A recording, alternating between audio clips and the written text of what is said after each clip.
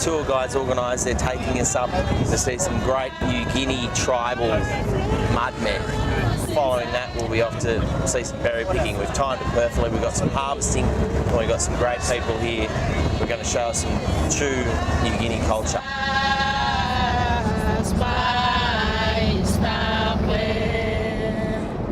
My PNG coffee trail begins in Goroka, the East Highlands capital. This is one of the 3 major coffee producing areas of Papua New Guinea. Papua New Guinea accounts for about 1% of the world's coffee production. And even though this may seem like a small amount, the industry employs over 2.5 million of Papua New Guinea's population. Coffee production began here in the mid-1920s with the Jamaican Blue Mountain coffee bean being the initial crop. But it wasn't until the 1960s when proper production techniques were introduced and frosts in Brazil caused a slump in international markets that the industry truly thrived here. By the late 1990s, Papua New Guinea produced over 1 million bags annually, with washed mild Arabica being the predominant bean. Pigs and coffee, hey? The coffee here is grown by many smallholders. It produces a very clean, sweet cup with a bright acidity. But PNG isn't just renowned for its great tasting coffee. It's also proud of its rich history and vibrant culture.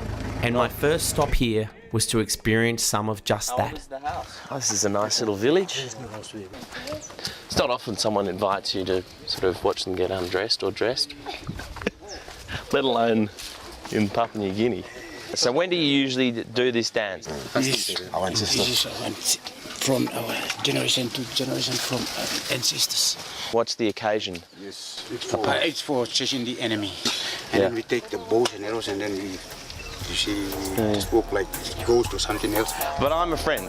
Yeah? Friend, yeah. Okay, yeah. So there's no Legend has it that they rose from the banks of the Asaro River, covered in mud and scared off their enemies, as they were mistaken for spirits. The mudmen aren't so threatening these days and are more likely to entertain tourists like Paul and myself. A friend from Sydney had recommended a place called Coffee Connections, which is a typical example of the many smallholder coffee producers situated here in PNG. Good afternoon, Henry. Toby. Yes, Toby. From Toby's Estate Coffee in Sydney, Australia. Yes. We stayed last night. We're just walking down here. Oh yeah. Discovered you, so we thought we'd drop in. Oh yeah. Good. Yeah. We deal with specialty coffee. Yeah. Every batch of coffee that we sell, we just like to really clean it up. So you'll see here, the ladies are hand picking and sorting those bad stuff. So every week, 120 probably ladies here every week to sort the coffee out. And this is where we do the quality check. Mm-hmm. When all the coffee has been hand sorted, we bring all the coffee up here. It's fantastic looking coffee. Yes, because we get good prices for the specialty coffee, taking the whole process down to the grower, letting them know the good and the bad of the business in coffee and what organic and the fair trade can do to their livelihood. Yeah. Thanks, Henry. Thanks for taking us through. That was it's my pleasure. A lot of Thanks for coming. It's always good to have visitors and it's fun, Yeah. I was lucky we got a lift in the back of the truck.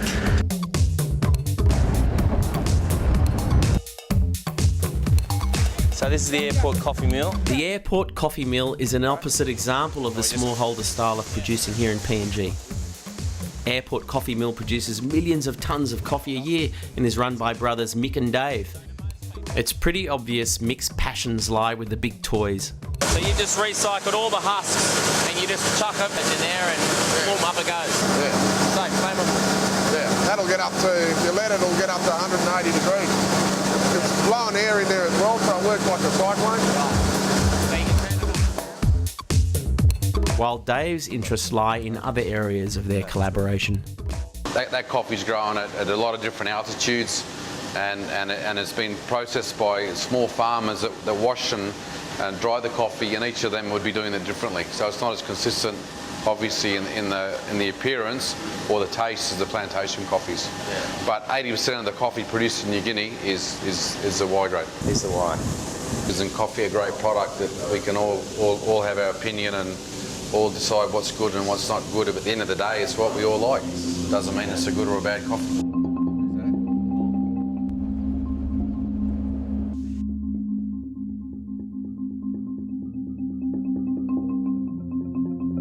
We got up early this morning because we're heading up to Mount Hagen. Down here is Goroka town. We're at about an elevation of 2,000 metres.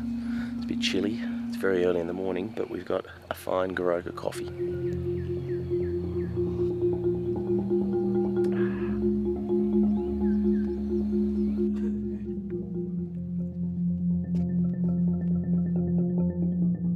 Our next stop was to meet Patrick. He'd moved here in 1976. When we visited, he was in the middle of building his dream eco-tourism centre. We've been warned, so I'm keeping my distance. Dave had warned us about Patrick's dog. G'day Patrick, Toby. Paul. Nice. Sure enough, Paul had the scars to prove it. What's your logo? I'll pluck your cherry if you'll grind my bean. After Patrick's dog had us for its meal, we got the guide a tour of the factory. The troops coming in selling their parchment. This is all village-based level, where the Mary on the end here might own 2 trees, and the old boy here might own 4 trees, and this bloke here might own 10 trees, and they all know which is their tree. Yeah. And then they boom it together and they bring it in here and sell it. We're pretty happy to buy that. It's reasonably clean. It's a black bean, which what we call number 2. A couple of hours in the dryer and that'll be a good white grade. The amazing thing here I've noticed in Papua New Guinea is the sort of minimum amount of borer, defect and insect and... Yeah. Virtually all this coffee is just grown under shade in the bush. They don't buy chemicals, they don't... Really, there's not a lot done. And what's the soil like here? You can drop a bolt and grow a house, you know, it's really good. Oh, so that's how you built this? I did. Yeah, just a bit of lime and sand and water and away it goes. Patrick took us to meet his mate Bob, who he claimed was Mount Hagen's answer to Santa Claus. G'day. Originally from Britain, Bob is a rare PNG coffee pioneer and has been living here since the mid-60s. This is when I line the boys up in the morning. I'll put that on. Yeah. Don't muck around with them. Being here for so long has meant Bob has been able to start a few collections. These are real arrows. These are real fighting arrows. These are not the ones you get now. These are the ones where the bone comes off when it goes into you and they pull it out. The bone stays in you. These ones are for killing pigs. These ones here, these are pig killing ones. Bob has run multiple coffee factories in PNG, but has scaled down operations since. He now enjoys growing all sorts of other things, including coffee on his farm. Bob's been living on this particular Mount Hagen farm for the last 20 years, and in that time has seen a lot of change. These are planted by the locals. I mean, it's a lot hotter than it used to be out here. You know, climate change has changed a lot of things. Noticeable over how long a period? The wet season, you could set it by your watch, from sort of November through to March. Yeah. But now, I mean, we're in the dry season now. July, August, roughly the driest months. July, August, September, we've had a lot of rain. Yeah. It's all switching around. You know, the ecosystem, it's like, I always say, the world is like a watch, a very finely tuned watch. And everything has to click in together. And you lose one thing, the watch stops. But even with these changes in the weather, it still seems like there's plenty growing on Bob's farm. These are orchids and that. Anything grows. Anything. Put a stick in the street. You know, anything. Look at the hair and beard, anything grows. Yeah, I might have to borrow some of that. A piece of land like this, you can grow cabbages, broccoli, pawpaws and bananas and all that sort of stuff on the same piece of land. Not many places in the world you can see that. No.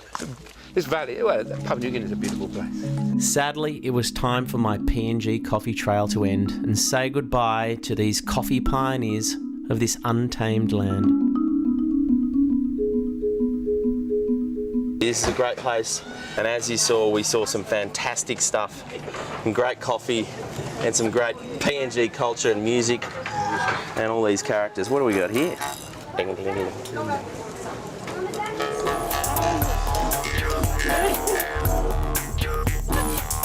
Papua New Guinea is a raw, rugged and magical place, and makes for one unforgettable coffee trail.